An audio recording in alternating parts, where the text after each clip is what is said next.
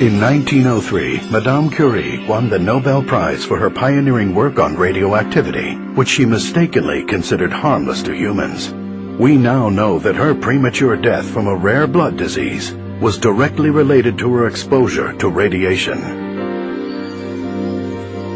Lead was a common ingredient in house paint and other household items, until scientists fully understood the deadly effects of lead poisoning.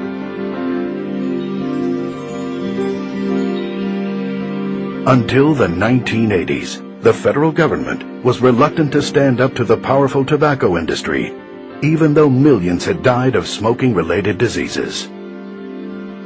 Let's face it, sometimes we're slow to recognize danger when it's not painfully obvious, and the government is reluctant to take action even after the danger is exposed. Unfortunately, many people suffer and die before we eventually get around to dealing with many potential risks. And in spite of the fact that we have curtailed smoking, regulated harmful pesticides in agriculture, reduced the kind of chemicals we use in food and household products, decreased dangerous toxins that pollute our air, many diseases are on the rise, including Parkinson's, Alzheimer's, and some forms of cancer. Why? Well, many scientists believe we're under assault by another form of common pollution we may have underestimated. Invisible, odorless, silent, and potentially deadly. This form of pollution is everywhere. You can't escape it.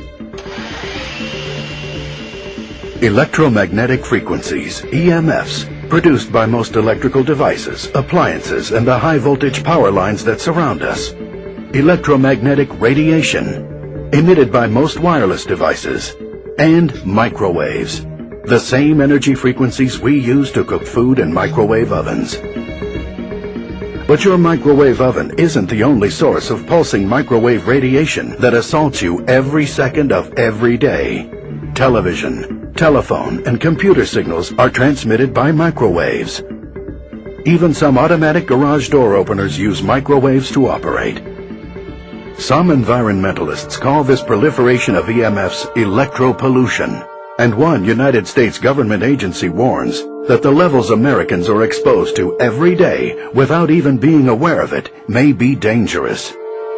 The fact is, you, your loved ones, your children, are exposed to 100 million times more EMFs, electromagnetic radiation, and microwaves than your grandparents.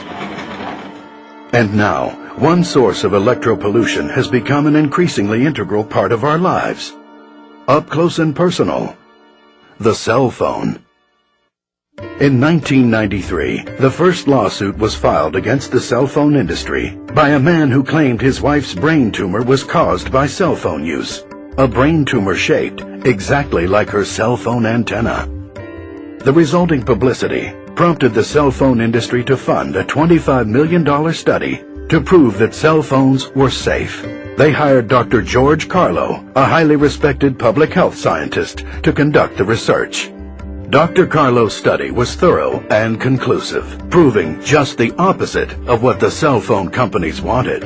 In fact, Carlo found a strong connection between cell phone use and brain tumors, neurological disease, and genetic damage. The scientific evidence is mounting daily.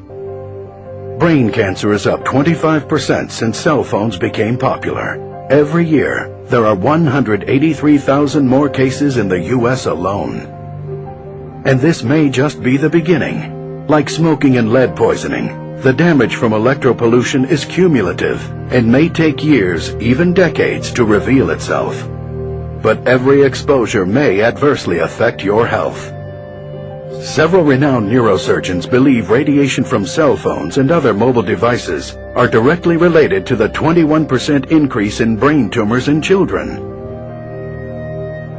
Children and teenagers are at greatest risk from electropollution damage because their skulls are thinner, they have more brain fluid, and their bodies are not fully developed. How much time does your child spend on the cell phone every day?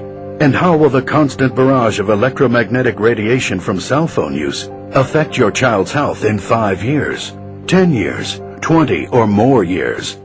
And if you think using a hands-free set reduces your risk of exposure to deadly radiation, think again. According to research commissioned by Britain's Consumer Association, conventional hands-free sets may actually increase electric field strengths inside a user's head by 3.5 times. It appears that the headset wire acts as a concentrating aerial that attracts and channels radiation toward the head, not just from your cell phone, but from all sources of EMFs, electromagnetic radiation, and microwaves in the vicinity. In a recent study, neurosurgeons at Lund University in Sweden proved conclusively a link between radiation emitted from cell phones and brain damage. The researchers attached cell phones to the cages of rats and exposed them to intermittent electromagnetic radiation for only 2 hours, emulating typical cell phone use. 50 days after that single 2-hour exposure, the rat's brain showed significant blood vessel leakage, as well as areas of shrunken, damaged neurons. Researchers concluded that if human brains are similarly affected, the damage could produce significant long-term mental deficiencies. And in 2004, respected scientists in Sweden proved for the first time a definitive human link between cell phone use and benign brain tumors located exactly where the patients held their cell phones. Dr. Sheldon Levy, a respected physician and surgeon, has studied the effects of EMF radiation. I have to tell you, it's hard to ignore the data. We must consider the long-term risks of cell phone use. If indeed the effects are cumulative, then young people who are using cell phones at such an early stage in their development run a particularly high risk. But cell phones aren't the only culprit. Scientists have become increasingly concerned about the potential risks involved in exposure to low-level microwave radiation from microwave ovens. Keep in mind, like all forms of radiation, you may not see or feel the microwaves that escape your microwave oven. But don't underestimate the power of this insidious form of electropollution. Just think, it only takes about a minute to boil a cup of water in a microwave oven. Disconcerting when you consider the human brain is 90% water. Certain body organs are particularly sensitive to this thermal effect or heat generated by invisible microwaves. Your stomach, intestines, and bladder are especially sensitive to thermal damage from high levels of microwaves, EMFs, and electromagnetic radiation. Likewise, the testes are very sensitive to changes in temperature. Exposure to high levels of microwave energy can alter or kill sperm, producing temporary sterility. According to one study, men who kept their cell phones in their pockets experienced a 35% reduction in sperm count. And there is no escaping this invisible menace. Electropollution is not limited to cell phones and microwave ovens.